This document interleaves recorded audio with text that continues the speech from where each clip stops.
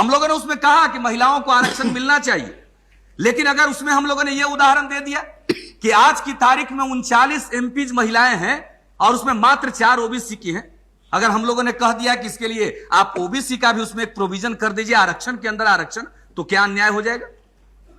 National women commission बना हुआ है अध्यक्ष महोदय, उसमें ओबीसी के लिए कोई रिजर्वेशन का प्रावधान नहीं है, एक भी मेंबर, यह प्रावधान नहीं है कि एक मेंबर ओबीसी का होगा। और बनाते हैं नेशनल विमेन कमीशन में हमने पूछा, एक भी ओबीसी महिला नहीं है। और यहां पर लोग कहते हैं कि हम सभी महिलाओं का प्रतिनिधित्व करते हैं। कहां सभी महिलाओं का प्रतिनिधित्व करते हैं? 50% महिलाओं की आबादी है और 60% ओबीसी के लोग हैं, तो उसमें 50% में 60% जो ओबीसी की महिलाएं हैं उनके पक्ष में कोई बोल रहा है क्या? जो महिलाओं के नाम पर संस्थाएं चलाते हैं उनके नजदीक हम लोग जब गुहार लगाते हैं तो उधर उनका ध्यान नहीं जाता है। वो कहते हैं कि बाकी सब चीज हम तय कर लेंगे। अरे भाई, बाकी सब चीज आप कौन तय करने वाले होते हैं? ये सदन तय करेगा। और हम लोगों का क्या इसमें रुख है? हम लोग कहते हैं कि महिलाओं के लिए आरक्षण हो, लेकिन अगर इसमें आप ओबीसी की व्यवस्था भी कर दे, लॉ मिनिस्ट्री की तरफ से नोट दिया गया कि बगैर पुरुषों का आरक्षण किए हुए या सामान्य रूप से वर्टिकल रिजर्वेशन दिए हुए यह संभव नहीं है। आपने नेताओं की बैठक बुलाई, हमारे पार्टी के अध्यक्ष जॉर्ज फर्नांडिस साहब उसमें गए और उसमें उन्होंने कहा कि मैं 5 वाक्य में लिख देता हूं, यह संविधान का संशोधन है, एक साथ ही और संशोधन हो जाएगा। क्या बात है जो इस पर एतराज किया जाता है? एक साथ अगर संविधान की अन्य धाराओं का भी संशोधन कर दिया जाए और ओबीसी की महिलाओं को भी न्याय मिल जाए तो क्या अनर्थ हो जाएगा? लेकिन जब हम उसकी मांग करते हैं तो कह दिया जाता है कि महिलाओं के खिलाफ है, क्योंकि कोई आवाज सुनने वाला नहीं है। हम तो चाह रहे हैं कि ओबीसी की महिला, हम लोगों को नहीं चाहिए वर्टिकल रिजर्वेशन, हमको पॉलिटिकल रिजर्वेशन ओबीसी को नहीं चाहिए। हम तो जब महिलाओं को हो रहा उसके अंतर्गत ओबीसी महिलाओं का हित सुरक्षित रहे, बस उतना ही आपसे चाहते, इससे अधिक तो हम लोग और कुछ नहीं चाहते।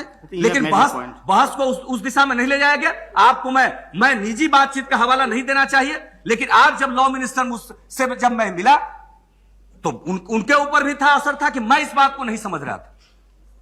उनके मन में भी था कि शायद हम लोग संपूर्ण इस लोकसभा में रिजर्वेशन चाह रहे हैं कि ओबीसी को रिजर्वेशन मिल जाए। नहीं अध्यक्ष महोदय, हम तो जो रिजर्वेशन आप दे रहे हैं उसके अंदर जो पिछड़े वर्ग की महिलाएं हैं उसका भी स्थान आरक्षित करना चाहते हैं।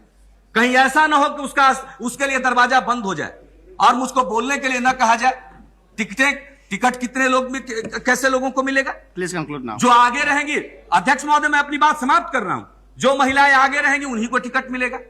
पिछड़े वर्ग की महिलाओं को अगर आरक्षण के अंदर आरक्षण हम नहीं देंगे तो उनको स्थान नहीं मिल सकता है। हमारी फरियाद बस इतनी है और यही आपसे निवेदन है कि इस पर और चर्चा कर लिया जाए। विवादित मुद्दों को हल करने का यह तरीका नहीं होता है कि पंच का फैसला मानेंगे लेकिन खूंटा यही गानेंगे। नियम कानून का हवाला दे दीजिए कि सिलेक्ट कमेटी में चला गया, नेताओं की बैठक में हो गया। अरे विवादित मुद्दे का समाधान क्या दिल खोल करके करने का प्रयास हुआ है? नहीं हुआ है, हमारा आरोप है। और इस पर एक पर्दा डाल करके पूरे देश में संकेत देने की कोशिश हो रही है कि जो ओबीसी महिलाओं के लिए उसके आरक्षण के अंदर आरक्षण की मांग कर रहा है, इसका मतलब महिलाओं का विरोधी है। हम इस बात को सदन में साफ करना चाहते हैं कि हम लोग जो इसकी मांग करते हैं, हम महिलाओं के आरक्षण के विरोधी नहीं है। हम महिलाओं का आरक्षण चाहते हैं और कहा जाएगा कि आज इसको एज इट इज पास होने दीजिए और बाद में ओबीसी की महिलाओं का समावेश कर दिया जाएगा। अध्यक्ष महोदय, इस धोखे में आने वाले हम लोग नहीं। मंडल कमीशन की रिपोर्ट लागू हुई और पूरे देश में जो आग लगी उसको हम लोग देख चुके हैं। क्या कभी फिर पिछड़े वर्ग की महिलाओं के लिए अलग से व्यवस्था होगी तो इस देश में आग नहीं लगेगी? सारे दूसरे सवाल पीछे चले जाएंगे और इसी सवाल पर पूरे देश में एक भूचाल मच जाएगा।